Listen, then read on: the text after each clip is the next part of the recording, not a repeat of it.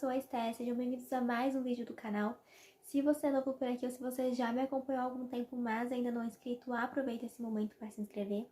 No vídeo de hoje vou falar sobre o jogo entre Santos e RB Bragantino. O jogo foi na Vila Belmiro e terminou em 2-2, né? Empatado em 2-2. Eu confesso que eu tô até agora tentando entender com quem eu estou mais zangada. Se é com o time, se é com o Bustos ou se é com a arbitragem. Confesso que a arbitragem pouco interferiu no resultado, né, direto do jogo, não teve uma participação da arbitragem, foi mais por culpa do Santos, mas enfim, quando chegar no momento eu falo da arbitragem, vamos falar primeiro do primeiro tempo, porque o Santos começou a partida bem, conseguiu abrir o 2-0 ali, 2 gols do Léo Batistão, o Santos funciona no primeiro tempo. O Bragantino também chega na nossa área, onde o João Paulo aparece, brilha, faz boas defesas, mas o Santos é muito veloz na transição ofensiva ali, consegue chegar com perigo em muitos momentos ali do primeiro tempo. Eu confesso que o único jogador que tava meio desligado da partida e daquela energia que tava o Santos ali, né, era o Julio, que não entrou muito bem em mais um jogo. O Julio, mais uma vez, não consegue se conectar na mesma intensidade que o time tá apresentando em campo e acaba, enfim, destoando ali em muitos momentos do jogo. Ele consegue errar praticamente tudo que ele tenta, pega a bola de qualquer jeito, ele dá passe errado. Então, assim, o Bustos, mais uma vez, foi muito mal na partida. Bustos não, o Julio, né? Mais uma vez, foi muito mal na partida. E sobre o Lucas Braga, rapidinho, que, enfim, entrou ali no lugar do Maddison, né? Como improvisado, né? No lugar do Maddison. Ele entrou muito bem. Conseguiu participar de muitos lances ofensivos. Às vezes eu até ficava com medo dele subir demais e esquecer que ele tinha que voltar para marcar, mas isso não aconteceu. Ele conseguiu fazer muito bem esse papel ali, cumpriu muito bem essa função. E o Santos conseguiu abrir um 2-0 ali, enfim, o que tinha tudo para ser uma noite perfeita, com 2 gols do Léo Batistão, com o Marcos Leonardo ali já tendo dado uma assistência, funcionando muito bem, desmoronou por completo. E no final do primeiro tempo ali, né, que foi quando a gente tomou o primeiro gol do Bragantino, o Bragantino diminuiu o marcador 2-1. Vale ressaltar que durante o primeiro tempo inteiro o Marcos Leonardo foi caçado dentro de campo, sofreu inúmeras faltas, algumas o juiz dava, outras não, e ele amarelou só um jogador do Bragantino por essas faltas em cima do Marcos Leonardo. Acontecia um rodízio de faltas em cima dele e o juiz pouco fazia. Então, aí já começa um ponto da arbitragem que eu não gostei. Porque não é o primeiro jogo que o Marcos Leonardo é caçado dentro de campo e o juiz basicamente não dá muitas faltas, ou quando dá, não aplica o cartão. Outro jogo, eu acho, foi contra o Internacional, que o Marcos Leonardo ele foi caçado dentro de campo, tomou inúmeras faltas, apanhou demais da conta, e na primeira falta dele, se não me engano, não, acho que foi contra o Atlético Paranaense, porque ele fez a falta em cima do Pedro Henrique. E na primeira falta dele, ele tomou cartão amarelo. Então, assim, é desse jeito que funciona com o Santos, né? Você é caçado o jogo inteiro, na sua primeira falta você toma cartão amarelo. Isso não aconteceu com o Marcos Leonardo ontem, ele só foi caçado mesmo, mas ele não fez nenhuma falta para cartão. Mas, enfim, o Bragantino abriu o marcador ao seu favor, né? No final do primeiro tempo, conseguiu diminuir ali 2-1. E no segundo tempo, o Bustos ele não mexe no time, ele deixa o Julio continuar em campo, sendo que o Julio tá errando basicamente tudo que tentava. E quando ele mexe, no momento em que ele mexe errado. Então eu acho que o Bustos, mais uma vez, foi muito mal ontem. O Santos não começa o segundo tempo bem, ele começa o segundo tempo da mesma forma que ele termina o primeiro. Muito mal defensivamente, errando muito e não conseguindo ter aquela mesma intensidade que teve. É claro que, enfim, é um pouco complicado você jogar da mesma forma ali durante os 90 minutos, mas o Santos decaiu de uma forma absurda, entendeu?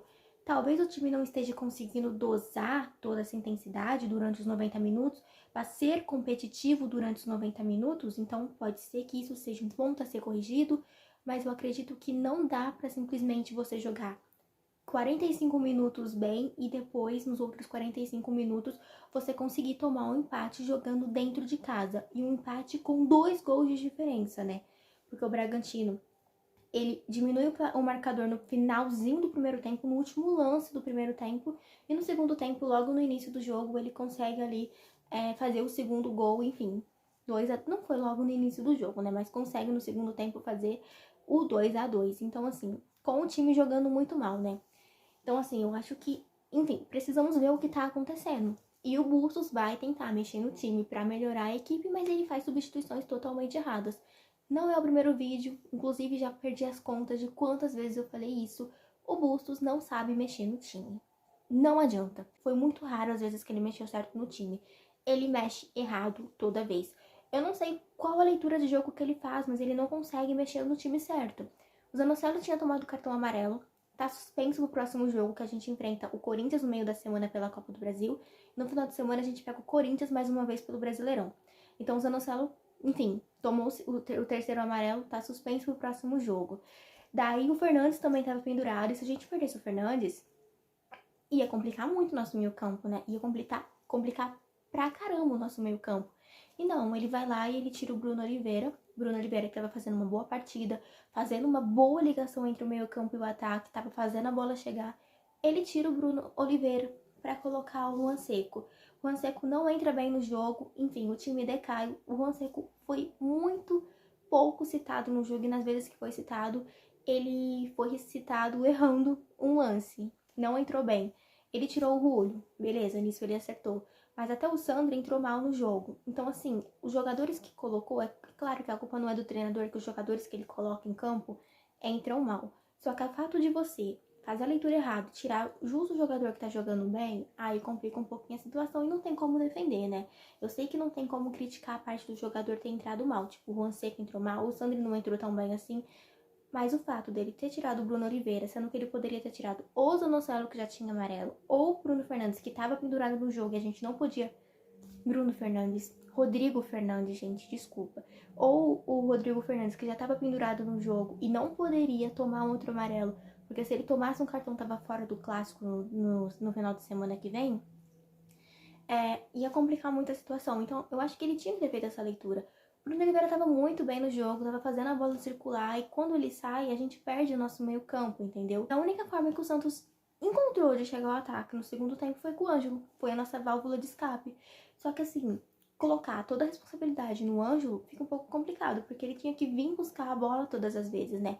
Porque muitas vezes, como eu disse, os jogadores do meio campo não estavam tão bem, entraram mal, e toda vez que tentavam lançar o Ângelo, erravam passe. E nas poucas vezes que davam certo, enfim, o Ângelo chegava sozinho lá. Tudo bem que o Marcos Leonardo acompanhava ele, mas enfim, era só dois jogadores ali, Ângelo e Marcos Leonardo, com a defesa do Bragantino, que, enfim, tinha conseguido empatar o jogo na Vila Belmiro e tava, tipo, basicamente confortável com o resultado. Saía de vez em quando pro ataque, tentava um contra-ataque ali, o João Paulo salvava, ou a defesa salvava. Então, assim, no segundo tempo a gente jogou muito mal. O Bragantino foi melhor jogando na Vila Belmiro, que, enfim, o que é mais surpreendente ainda, porque eu não aceito jogar da forma que a gente jogou o segundo tempo ontem em casa.